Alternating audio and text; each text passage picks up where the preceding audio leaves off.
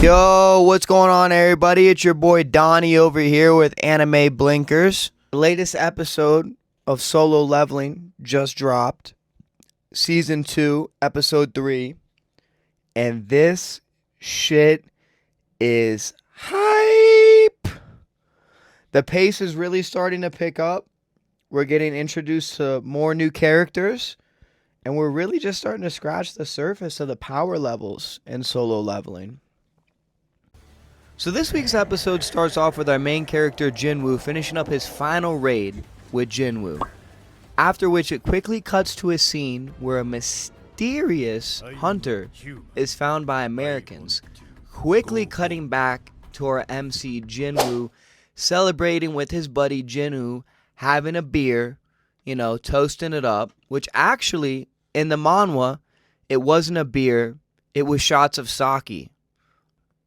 Also, in the manhwa, Jin Wu offers Jin Wu a hug instead of offering to cook more meat for him, and there's also a lot more tears involved in this scene from Jin Wu, which, not taken away from the anime, I think they do a good job of illustrating his character, but I feel like in a sense you get a little bit more intimate with Jin Wu's character as the reader, per se, in the manhwa, just because in the manhwa they show his thoughts and what he's thinking a little bit more, like with the thought bubbles, as opposed to the anime, they're not really showing you what Jin Wu is thinking, but I still think they're doing a really good job of portraying his character.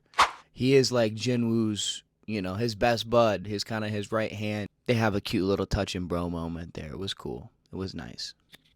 As we cut back to the Americans, they discover that the mysterious man is actually a Korean hunter by the name of Ilwon Sung. Sound familiar? In the manhwa, as the interview is being conducted, and Mr. Huang discovers that Sung is actually Jin Woo's dad, there's a few extra lines of dialogue in the manhwa than as opposed to the anime.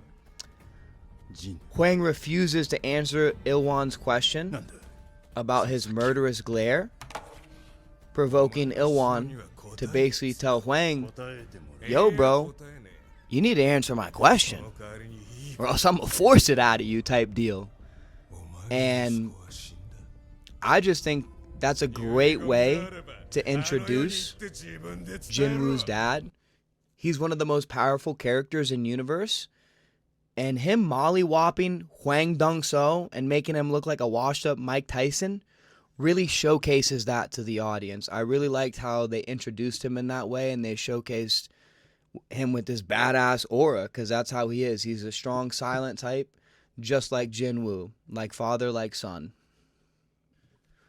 So in the manhwa, right before Jin Wu heads to the dungeon, there's actually a quick scene where President Beck has to deal with a press conference about the Red Dungeon, and immediately after he gets a phone call from S-rank healer Hunter Byung-gu Min.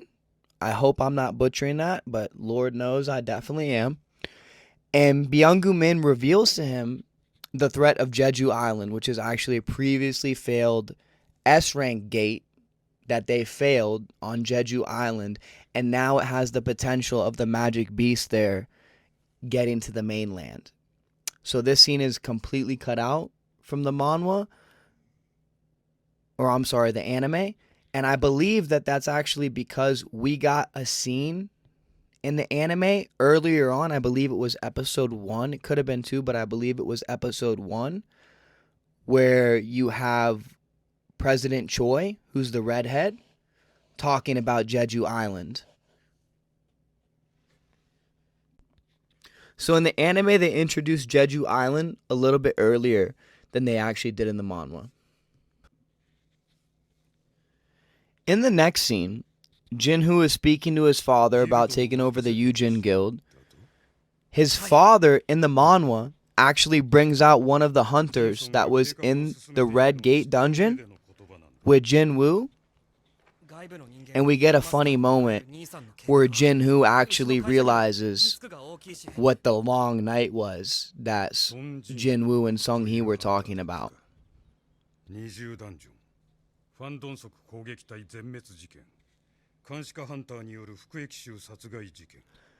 Both the anime and in the manhwa, his father both cleverly figured out that Jin Wu was the secret to Jinwoo's success, and one condition for letting him take over the Yujin Guild is that he has to secure Jin Wu. But what the anime leaves out that's depicted in the manhwa is how Jin Woo's dad is actually cleverly going after Hunter Hae-in Cha and S-rank healer Byung-gu Min as additions to the guild, while having his son Jin Wu seek after Jin Wu. And speaking of Hunter Hae-in Cha, I mean, how can we not? Golly, hot damn! Like, she was strong in the manhwa, and in the anime they gave her double buffs. They didn't need to, but personally, I think it's an improvement. But on a more serious note, not that Hunter Cha's double buffs aren't serious, because they definitely are serious, but I think it's really cool to see small little scenes getting added into the anime that aren't in the manhwa with certain characters. When we see Hunter Cha go speak to S-rank healer Choi, that's actually a scene that's featured in the anime only and not in the manhwa, and it's just another example of small little scenes and details getting put in there that just add a little bit more time spent with the characters to make us feel a little bit more invested into the long run. After all, Solo Leveling is a pretty short manhwa. I could be wrong, but to my calculations, the English manhwa or manga is going to be about 16 volumes when it's all translated and released out here in the States. It's also supposedly only supposed to get 5 seasons plus a movie, which, I mean, yeah, that's 5 seasons, but it's only going to be 13 episodes a season. That's only about 65 episodes total plus a movie. Now, back in my day, anime was a lot different. Most seasons were 20 plus episodes. You know, times have changed. One thing about Solo Leveling and just newer generation anime in general is they're cutting out a lot of the bullshit and they're really dialing back on a lot of the filler episodes, which I think is great. Pacing is key.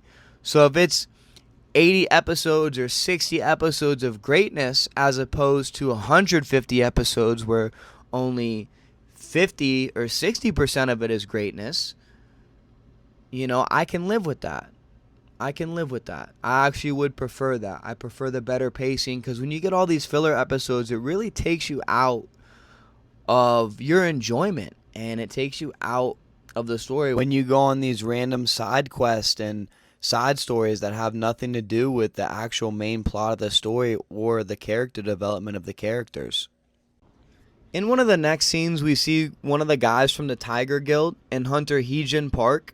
So the Tiger Guild guy in Hunter Heejin Park, they basically go to check up on Jin Wu because he's like MIA. They're like, yo, where is he at? So in the manhwa, actually, they go inside his apartment complex and they actually speak to one of his neighbors and question her, which is just slightly different from the anime. No biggie. After that, we cut back to Jin Wu completely dominating the levels of the dungeon. I mean, he just slaughtering the bosses, completely taking them by force. He literally makes the last boss soil his pants as he looks up and sees him. He then notices that he's one ingredient away from completing the elixir of life, which, interestingly enough, in the manhwa, at this point, he just gets the recipe for the elixir of life. They actually changed this in the anime. In season 1, he got the recipe card, because in the manhwa, his original motivations for going into this dungeon is to level up, which, while the anime is called Solo Leveling and our MC is leveling up all the time, and he does have a big, strong focus on getting stronger, having the elixir of life recipe earlier on gives him stronger motivation to go into the dungeon, which is why they changed that in the anime, which I think is a good change. I think that's one of those changes where it's definitely positive. It doesn't affect the story that much, and I think it makes more sense actually to do it how the anime did than opposed to the manhwa. I think so far my biggest and maybe my only issue with Solo Leveling is just the lack of system notifications. But overall, I'm still very much enjoying the anime, and I'm literally at the edge of my seat every week waiting for more. And with all that, folks, that about wraps up today's video. So let me know what you guys thought, if you preferred the anime or the manhwa, if you're still enjoying Solo Leveling, if you're just picking it up, how are you feeling? Are you guys liking it? Is it worth all the hype? Let me know.